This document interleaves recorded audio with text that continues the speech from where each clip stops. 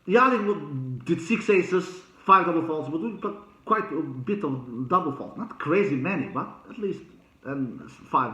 He was landing only 51% first serve in, Jannik Sinner. 51, that is not much, but that didn't matter. You know why? Because when he was landing that first serve, he was winning almost every point. Almost. I'm going to come to 88%. 88 freaking percent Jannik Sinner was winning of the point when his first serve. And if you look at the second and third set, he was winning 100% Jannik Sinner of the points when his first serve. 100% my tennis friends all around the world. 100%. He didn't lose one single of the points behind his first serve in the second set and the third set. Sinner was winning 48% of the points when his second serve. Sinner was breaking Fritz's serve a lot of times. He broke 6 times out of 12 break point attempts that he had. He broke Fritz's serve 3 times only in the first set, 1 time in the second set, 4, and 2 times in the third set, 6. Sinner did 23 winners and 21 unforced. He did a really clean match. He did 2 more winners than unforced. He didn't need to do more. It was enough. All in all, he won 96 points in the entire match. Taylor was doing 10 aces, 4 double faults. So he was doing pretty good of aces, especially doing that against a player like Sinner, who is the greatest returner in the world at the current moment. Landed 59% first serve in, Taylor Fritz. What did I say before the match started in my preview? He needs to be over 70% to have a chance here. If he's under that, he will not stand a chance. And that was exactly the case. 59%, that will not be enough. The Taylor Fritz lands too little of first serves, especially in the first set. He was very poor, very low in landing first serves, very low. That's why out of 3 sets, Fritz was broken the most in the first set, 3 times. You cannot give Jannik Sinner too much of a second serves, because if you do that, you will get killed, and that's why. And that was exactly what happened to Fritz in the first set. He got his serve broken in the first set 3 times. Fritz won.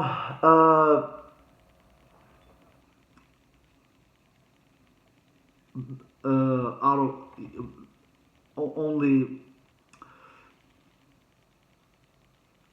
60, he won very little. Yeah, I believe he won only 68%. Yeah, if I'm not mistaken, 68% when his first serve, Taylor Fritz.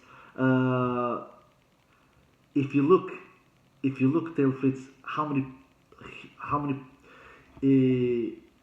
behind this first of the points he won behind his first serve against Francis Tiafoe in the semifinal, he won 75%. Here he wins 68% behind his first serve. You see the huge difference here. What did I say before the final started? Everything those players that are facing Sinner, they are doing good and they're looking good. All of that changes when they face Sinner, because you play as good of a tennis that your opponent allows you. 68% Sinner was winning. Fritz was winning behind his first serve. Compared to Sinner, who was winning 88%. 88%. You see the difference? Huge. Fritz was winning 43% in his second serve. Even in this stat, Fritz was winning 65% against Tiafoe of the points when his second serve. 65%. Why is that? Because Tiafoe is a much weaker returner than Sinner. Sinner is a great serve returner, and he will punish your second serve, which of course Sinner did, and that's why Fritz only won 43% in his second serve.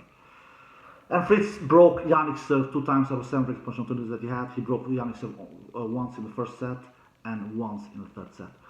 And did all in all 29 winners and 34 unforced errors. So he does 5 more unforced errors than winners. Even in this department, you could see a change.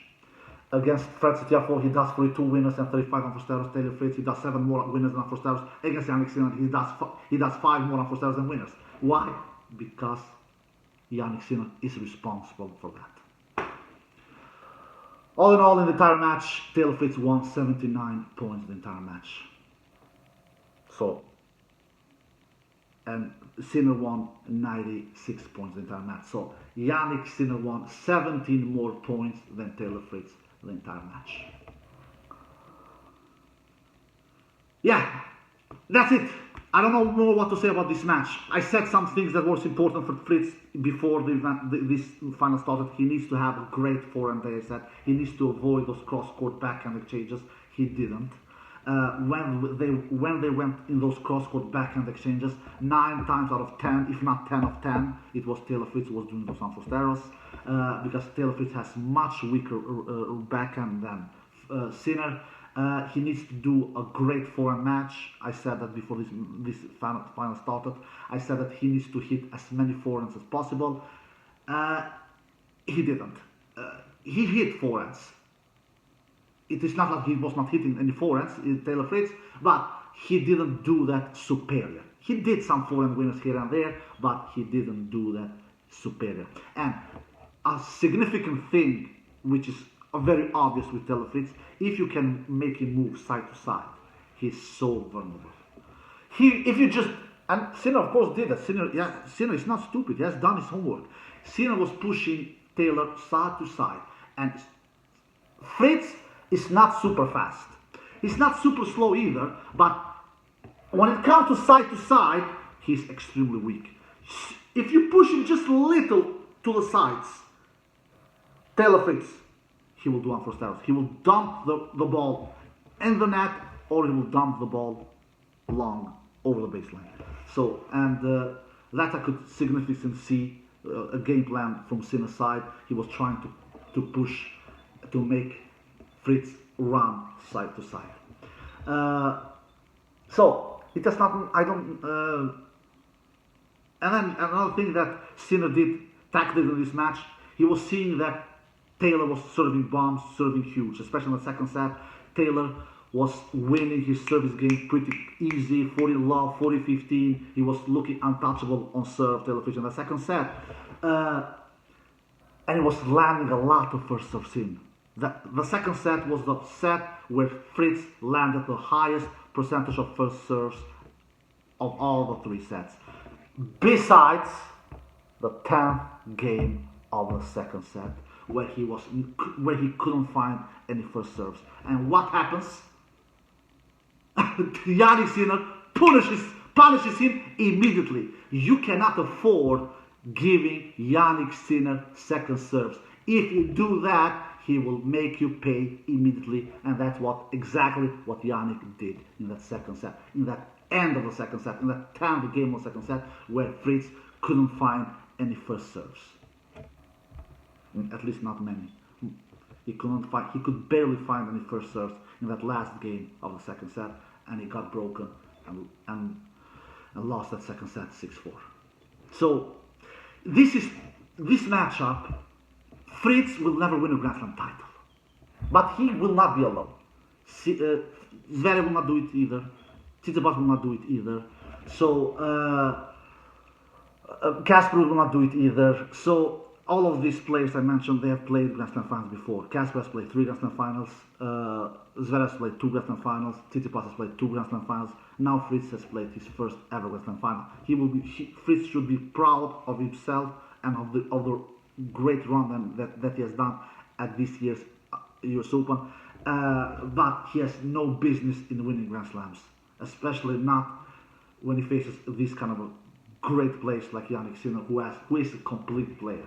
So now the changing of the guard has become a huge reality. All the 4 majors has been won by Alcaraz and Sinner, and these 2 will be the forts in the future. These 2 will be dominant and will dominate tennis on the future.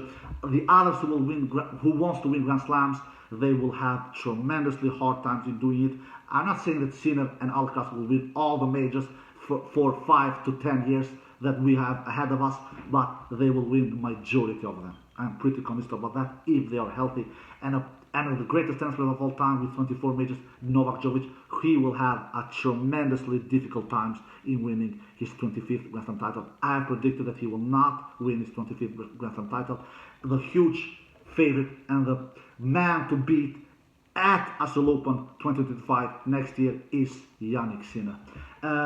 He's becoming a hardcore beast. He has won both hardcore slams this year. He won the Australian Open earlier this year, and he won now US Open just recently. Alright guys, that's it. That's what I have to say about this Grand Slam final 2024 between Jannik Sinner and Taylor Fritz. And I hope you enjoyed this video. If you did, give it a thumbs up, subscribe. See you next time. Peace!